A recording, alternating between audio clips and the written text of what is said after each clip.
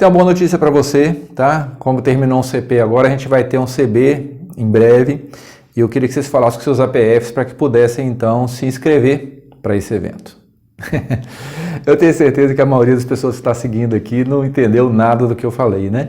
E nosso assunto hoje justamente é comunicação. Algumas pessoas entenderam, tá? Essa é uma fala escoteira, né? Eu estou falando de cursos escoteiros. CP é um curso preliminar, CB é um curso básico e APF é o assessor pessoal de formação, né, do movimento. Será que a comunicação tem toda essa dificuldade? Realmente, na verdade, eu quero falar hoje sobre 3 crenças equivocadas que nós temos sobre a comunicação, tá? Primeiro, é que aquilo que eu falo é o que a pessoa entende. Né, não. Segundo, a gente vai conversar um pouquinho sobre aquela questão de que você pergunta, a pessoa entendeu? E ela fala, entendi. Não necessariamente. E a terceira crença equivocada é que suas palavras dizem tudo na comunicação. E não é assim, eu vou explicar isso para você, tá bom? Então vamos falar desses pontos.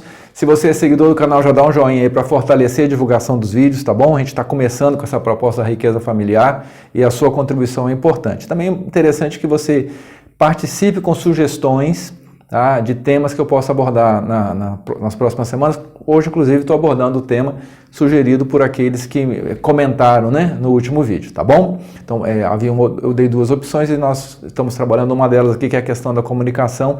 E, inclusive, eu vou falar um pouquinho sobre como a gente pode usar a dinâmica, a mecânica, a ideia do coaching para nos comunicarmos com adolescentes, que é um grande desafio. Então vamos ao primeiro ponto, que tem a ver com a comunicação com o adolescente, mas tem a ver com a comunicação com todo mundo, tá bom? A gente tem a crença de que aquilo que a gente fala é aquilo que a pessoa escuta, e não é. Tá? Não é. Por exemplo, se eu falar com você, até que eu falei, né? CP, CB, APF, você não entendeu porque não é uma língua corriqueira para você, mas podia ser uma coisa mais simples. Por exemplo, se eu falo para você jaca, você recebe a comunicação exatamente como eu transmiti? Não. Se você gosta de jaca, como eu gosto, aí você provavelmente vai receber. Você vai falar, opa, será que ele vai me oferecer um pedaço de jaca? Alguns favos. Agora, se você não gosta de jaca, você recebe a mesma comunicação que eu fiz de uma forma diferente. Não mudou a comunicação, mas mudou a forma que você recebe. Mudou porque você, ao longo da sua vida, teve experiências. Tá? E eu vou ampliar um pouco mais, o exemplo da jaca é bem simplório, né? Eu vou ampliar um pouco mais isso aqui. Você fez coisas, você ouviu coisas, especialmente dos seus pais lá na infância, e você viu, né, seus pais fazerem, exemplos, modelos. Você teve experiência ao longo da sua vida que formou sua forma de perceber o mundo. Eu tenho inclusive um curso para pais que eu expando aqui os filtros que funcionam aqui, tá, entre a realidade e você, tá bom? Vou botar um link aqui embaixo sobre isso também, quem quiser aprofundar um pouquinho melhor. Mas como ideia geral, então existe essa maneira que você aprendeu a ver o mundo. Por exemplo, sua experiência com jaca. Tem gente que nem sabe o que é, né? Eu estava uma vez em Salvador, tomei um suco de jaca. É interessante que lá não era comum eu ver jaca. E eu falei, caramba, que delícia e que fruta é essa? Que eu não sabia, né? Meu paladar estava destrenado a provar jaca. Mas, conforme a sua experiência de vida com jaca, quando eu falo jaca, você tem um significado para aquela comunicação. Entende? Então, quando você fala com uma pessoa, ela não vai receber a comunicação exatamente daquilo que você fala, mas daquilo que você falou baseado na história de vida dela. Ela filtra essa comunicação. Tá? Então, por isso, se você quer ter certeza que a pessoa recebeu a comunicação que você transmitiu, você deve perguntar o que ela entendeu. Inclusive, aí vem o segundo erro. Entendeu? Não, filho, não dá certo não. Você fala assim, entendeu? Eu falo, entendi. Você está falando com o teu jovem lá, né? Primeiro, aquele primeiro erro, você achar que o que você falou, ele entendeu. Não é necessariamente assim, tá? Você tem a sua cultura, pela qual você formou a maneira que você pensa. Quando você fala, ele vai receber de acordo com a maneira dele. Primeira questão. Se você perguntar entendeu, provavelmente vai falar entendi. Também não quer dizer que entendeu não. Isso é um erro muito comum e leva a gente a supor, né, que tendo a pessoa entendida, ela vai fazer. Normalmente a gente fala alguma coisa para produzir uma ação. E não rola, né? Então esse é o segundo erro associado ao primeiro. Então é muito mais eficaz quando você, ao explicar aquilo que você quer transmitir, você pergunta o que você entendeu sobre isso, tá bom? Entendendo que ele vai ter uma percepção diferente. Com a narrativa dele, então você vai saber o que ele entendeu, o que ele não entendeu. E aí você pode adequar a sua fala, né, a sua linguagem, para ficar mais acessível. Estou falando aqui assim, com foco especial nos adolescentes, serve para qualquer coisa, mas é o seu jovem lá, tá bom? Então essa é uma questão. E o terceiro que eu tinha mencionado é que as suas palavras dizem tudo, tá? Não é assim, eu vou provar isso para você. Por exemplo, na comunicação tem 3 elementos. Tem a palavra, tem a entonação e tem a sua expressão corporal, que nós chamamos de fisiologia, tá? Então, qual desses você acha que tem mais impacto? A palavra, a entonação, a fisiologia? O que eu falo, como eu falo, ou a minha expressão corporal ao falar?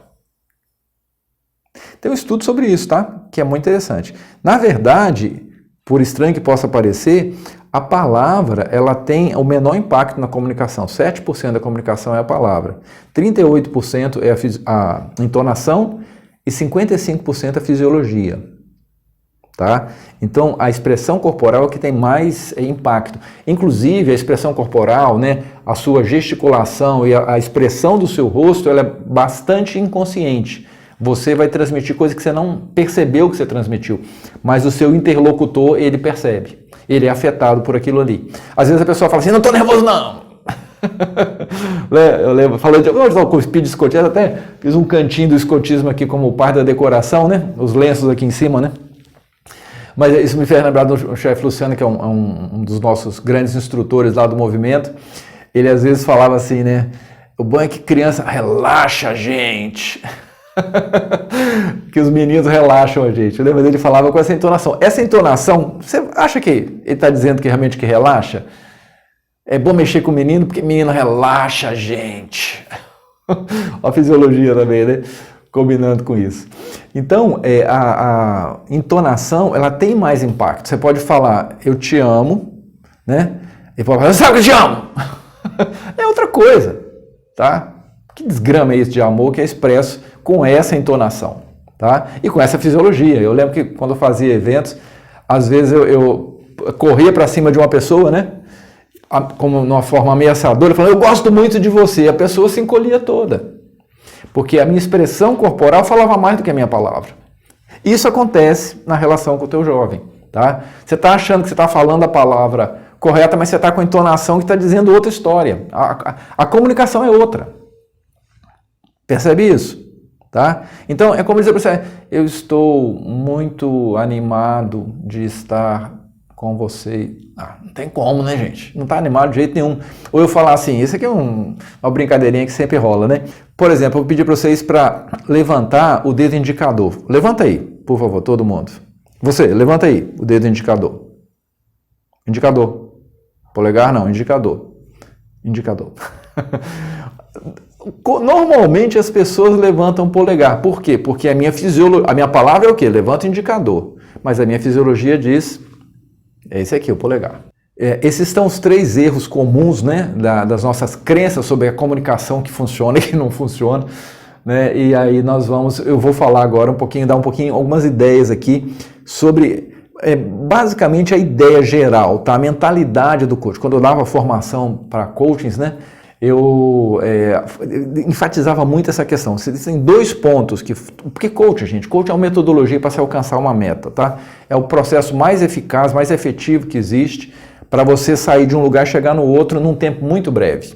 Agora, por que isso é tão eficaz? Tá? Por exemplo, diferenciando o processo de coach de uma mentoria ou de uma consultoria, por exemplo, que são coisas diferentes. Porque o processo de coach, especialmente, ele respeita o coach, que é o cliente, né? Vamos dizer que você está falando aí com o seu adolescente. Você tem respeito pelaquilo que ele pensa, pelaquilo que ele acredita. Tá? E, na verdade, num processo de coaching, você vai ajudar ele a chegar onde ele quer. Tá? Se você for conversar na boa com o teu adolescente, pelo menos se ele teve uma criação alinhada com seus princípios, ele vai continuar buscando esses princípios, mesmo que como parte da formação, da estruturação da identidade dele, ele precise sair um pouco de você e ter um pouco de rebeldia para dizer, eu sou eu, né? Dou conta aqui do trem, do negócio aqui sou eu. Então, mesmo assim, ele vai estar alinhado com seus princípios. Então, se você em vez de, por exemplo, impor uma certa questão, você conversa com ele sobre as aspirações, as expectativas. Inclusive, a gente pode usar muito aquela proposta de Sócrates, né? Você sabe que Sócrates é um filósofo que faz parte da narrativa de Platão, né? Platão não falou nada, quem falava o que ele pensava era Sócrates nos escritos dele. Então Sócrates não falava também, Sócrates perguntava. Tá? Então ele na verdade ele colocava as palavras dele na boca dos outros, né? Vamos dizer assim, como regra geral, né? Ele chama de método socrático. Era perguntar. Então o coaching tem essas duas questões. Primeiro, a competência para escutar, para saber o que está lá. Gente, se você sabe como é que ele está recebendo a tua comunicação, o que está lá na crença, no valor, na mente do teu adolescente, a sua abordagem vai ser muito mais eficaz para poder produzir, talvez, se for o caso, uma mudança. Mas você está se alinhando primeiro para entender aquilo ali que está ali na cabeça dele, para depois você falar, olha, interessante que você pense assim. E olha só, tem essa outra forma, né? Então, essa escuta e essa pergunta, né, essa competência para escutar, e aí depois você ajudá-lo a chegar onde você quer, não falando, talvez fale também, né, mas dentro da proposta assim, mais eficaz, perguntando para ele e ele trazendo a resposta. Esse é o vamos dizer, o gatilho, esse é o gatilho, né? Ele vai decidir onde quer chegar. Ele vai entender, por exemplo, vou dar um exemplo que é muito básico, né, na relação com adolescentes, que é arrumar as coisas, né? Pai cansa de falar esse trem, não funciona, tá? Mas quando você constrói com ele a maneira que ele percebe essa questão, né? Que é, no caso, o quarto arrumado, e você, junto com ele, chega à conclusão de que é mais eficaz, né? Que ele vai ter benefício, gente, benefício, negociação tem que ser trabalhada em cima de benefícios. Todos os benefícios que ele vai ter, que a família vai ter se ele tiver uma organização maior no quarto dele, por exemplo. Então, a possibilidade, não é garantido isso, mas dele tomar uma ação alinhada com o que você pretende é muito maior, tá? Então, resumindo aqui, tá? Vamos falar aqui dos pontos. Entende que o que você fala não é o que ele entende, então você precisa checar. Não pode ter essa ilusão de que quando você pergunta entendeu e o sujeito fala entendi, que ele entendeu. Ele entendeu baseado na história de vida dele, tá? Do significado dele, não no que você pensa que transmitiu. Então isso é furado. Esse é outro erro que precisa estar atento. E o último, entender que você fala pela palavra, ele fala pela maneira que você fala e você fala pela sua expressão corporal. Tudo isso vai impactar. E aí você vai usar a escuta, e você vai usar as perguntas para ajudar ele a construir aquilo que você gostaria de transmitir como meta para ele. Se você gostaria que eu expandisse um pouquinho mais qualquer conteúdo aqui, você fala, tá bom? E se gostou desse conteúdo, dá um joinha aí, compartilha com os amigos, convida os amigos para seguir aqui também a Riqueza Familiar. Lembrando que a gente trabalha aqui com a intenção de ajudar, em primeiro lugar, você a ter um bom relacionamento conjugal, em segundo lugar, que é o segundo pilar, a ter uma educação, né, correta para o teu filho, para que você produza resultados melhores para ele. E terceiro, estrutura financeira, tá bom? Então, dentro desses temas, que são os temas da riqueza familiar, estamos abertos aqui a sugestões de temas para a próxima semana. Foi um prazer estar contigo aqui, tá bom? E semana que vem a gente conversa mais. Um abraço.